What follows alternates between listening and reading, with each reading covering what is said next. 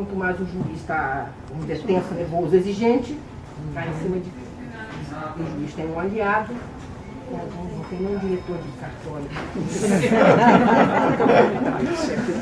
Porque é interessante, eu não conheci nenhum diretor de cartório, mas eles aparecem nos relatos, principalmente dos escreventes, mas também dos oficiais de justiça, com uma fonte de grande exigência, tensão e insensibilidade. Eles percebem assim, pode ser, eu até, uma das sugestões nossas é fazer uma oficina com diretores de cartório, para ver se eles se dão conta de como eles, de alguma maneira, adoecem as pessoas.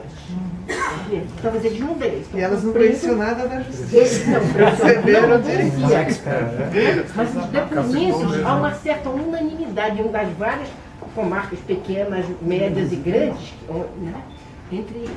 Entre isso. Houve uma exceção, tem muito disso que o diretor era muito compreensivo. O que eu estou lembrando, que esse ano dava para conversar, e aí eles decidiram melhor o trabalho, mas foi uma exceção, porque havia uma unanimidade, né? Então é uma coisa importante, quer dizer, algumas fontes, né? Que puderam ser identificadas, a sobrecarga, o não reconhecimento, né? O desrespeito, a gente pode usar essa palavra, né, que não é por vontade de ninguém, mas o desrespeito à dimensão humana, do quanto uma pessoa pode trabalhar estando, né, tendo necessidade de comer, de dormir, de, enfim, se relacionar socialmente com a sua família, afetivamente, fora do trabalho, enquanto a vida pessoal, a cabeça das pessoas é invadida por esse trabalho, prejudicando inclusive a família. E muitas vezes rupturas, pessoas que relataram rupturas da vida familiar, né? Separações, mal-entendidos com os filhos, sensibilidade a ruído, né? As pessoas ficam nervosas, então uma tensão emocional, não precisa ter doença, uma tensão emocional carregada, a pessoa está sempre se procurando controlar para não explodir, ela não aguenta barulho, o alto não aguenta. Música alta, por exemplo, os adolescentes gostam de música alta, né? Lá vai conflito com os filhos em casa. Então, coisas assim, né? Enfim, eu vou detalhar muito, mas, aliás, detalhando demais já, né? Então, eu estou fazendo uma parte, acho que não é o caso. Você ia falar da questão do sofrimento ético. Eu anotei algumas coisas que eu tirei a partir, né, porque eu sabia que eu já ia receber agora. Você falou da sobrecarga, Edith. Nós tivemos o relato de uma colega assistente social que os processos eles chegam de carrinho, né? E ela trabalha praticamente sozinha nessa comarca. Então a coluna e a cabeça. Não, quando chega o carrinho com os processos, ela senta e começa a chorar na frente do carrinho. Ela não consegue fazer nada. Uma colega o quê? Assistente social. Ela chora na frente. Não, psicóloga. Que ela é sozinha nessa comarca, ainda tem que rodar todas as outras comarcas, porque não existem psicólogos em todas. Essa não foi depoimento daqui? Não, foi agora. Passou para nós, né, Eduardo? Quando ela vê o carrinho, ela já começa a chorar. E é no cotidiano. Olha, e uma coisa que as pessoas dizem também, que elas às vezes querem falar, mas que existe uma disciplina, uma hierarquização, uma cultura que proíbe a crítica. Eu achei isso muito interessante. Em outras instituições a gente tem vindo assim. A rejeição à crítica construtiva, ela não pode falar, por exemplo, o diretor do cartório, ou às vezes, vamos dizer, dos técnicos, o próprio juiz. Ela não pode falar.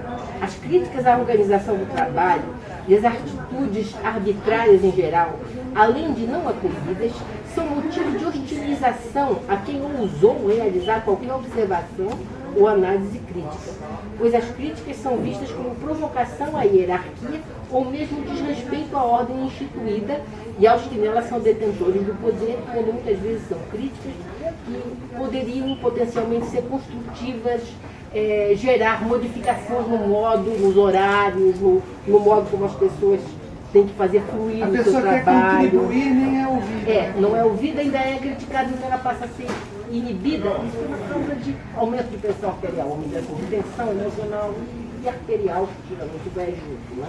Quando a gente paralisa, fica com vontade de dizer uma coisa. Para uns, aumenta a pressão.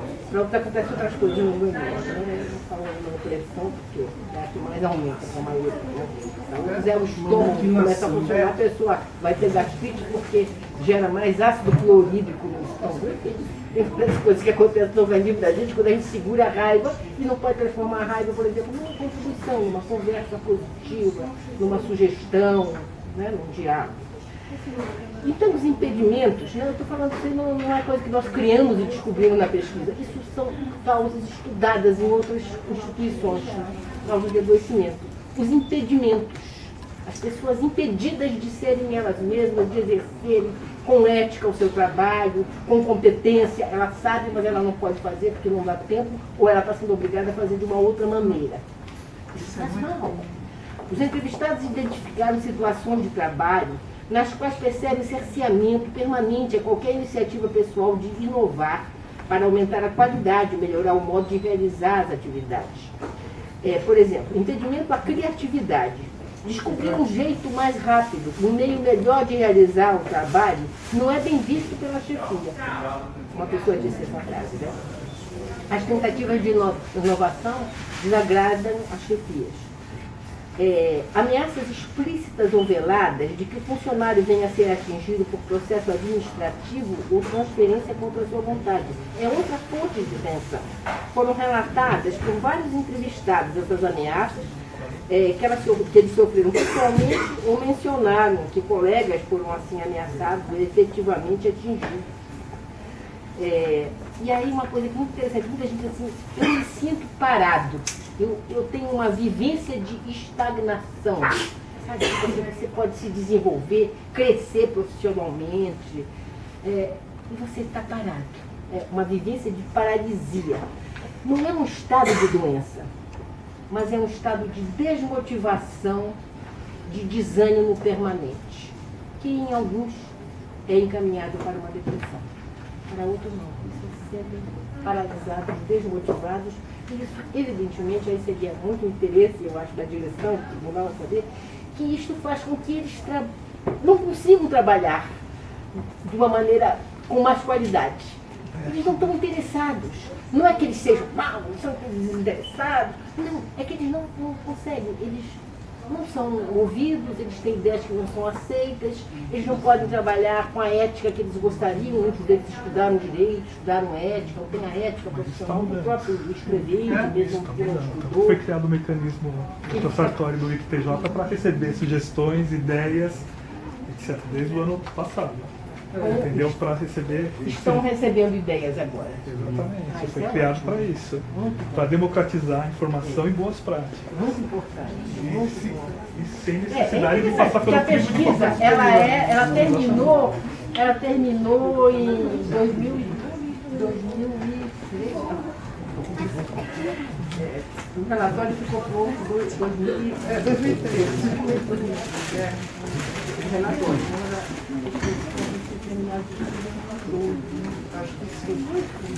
Bom, deve ainda ser mencionada, por sua importância, outra fonte de distúrbio, os traumas sofridos na situação de trabalho. Tradicionalmente, têm sido considerados aqui, especialmente como trauma, eventos violentos em saúde. Aqui a gente diz trauma, né? Tem trauma físico e trauma psíquico. Né? Os eventos violentos que no trabalho significam uma ameaça à vida, né? Isso a gente chama trauma porque dá origem a uma patologia mesmo, uma forma de adoecimento, do CID, né? Que é o estresse pós-traumático. Mas a violência pode originar também, o trauma também pode originar depressões e outras formas de adoecimento. Né? Tanto um assalto, um sequestro, quer dizer, uma violência física que muitas vezes o profissional se sente, né, ameaçado ou até sofre, no caso dos oficiais de justiça, né, de outros, né, mesmo os técnicos, né, a família que está disputando uma guarda familiar, etc. Né, se sente por vezes ameaçado a sua vida. Né? Bom, existe ainda, isso é muito interessante, desde 2005 se estuda bastante no mundo, né, os traumas éticos. como os traumas éticos atingem a saúde mental em determinadas formas de trabalho. Eles podem estar na origem de várias formas de adoecimento mental, o trauma ético. O professor Doreide, que é um francês muito bacana, eu acho, tudo que ele escreve, autor de vários livros, infelizmente não traduzido no Brasil, eu não sei um artigo dele que existe em português. Então, ele mostrou, estudou em vários lugares do mundo, isso, inclusive não só na França, que tais traumas possuem elevado potencial psicopatogênico, quer dizer, adoecedor, podendo conduzir ao desencadeamento de quadros de estresse pós-traumático e constituição de outros transtornos, depressões e mesmo quadros de psicose. Eu dou um exemplo, por exemplo, o assédio. O assédio não, porque não é um trauma que a pessoa se sinta na iminência de morte, mas o trauma repetido, o assédio é uma coisa que é a humilhação, o ataque à dignidade, diário. A pessoa se sente aprisionada, ele não pode fazer nada, ele é humilhado, ele é desconsiderado, ele é desmoralizado pela direção, muitas vezes isso é compartilhado com colegas, inclusive, né? Em junções da direção, ou então existe muitas situações, a assédio é um outro capítulo, não estudou muito naquele caso, não estudou muito no tribunal, mas houve casos bem característicos, uma perseguição sistemática que adoeceu alguém, e outras vezes não chegou a adoecer, e as pessoas se defendem. E tem pessoas que dizem assim, eu sofro, isso no hospital das clínicas, quando eu trabalho até poucos anos atrás, as pessoas falaram assim, não, eu sofro de assédio, como se fosse uma doença. O assédio não é uma doença, ele pode causar uma doença. É importante que as pessoas consigam se defender, e geralmente defender coletivamente. Que os colegas sejam solidários e não deixem que essa pessoa seja o bode expiatório, a vítima, né? Como infelizmente em muitos lugares acontece, que agora eles se culparam por tudo, né? Adoece. Tem acontecido muito isso, Edith, de o juiz determinar, por exemplo, a equipe de assistentes sociais e psicólogos que o relatório tem que ser para aquele dia. O estudo tem que ser para aquele dia, por causa da pressão. E é impossível para um assistente social ou um psicólogo fazer um relatório num dia, por causa das visitas que têm que ser feitas, das entrevistas. Você sabe dessa dinâmica. É um trabalho não factível. E os assistentes sociais e psicólogos têm falado para a nossa associação que estão adoecendo por causa dessa pressão. Somente agora nas varas de violência doméstica também está acontecendo.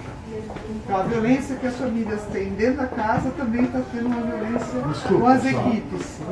Tem que mostrar. É para mostrar o livro da professora. É claro.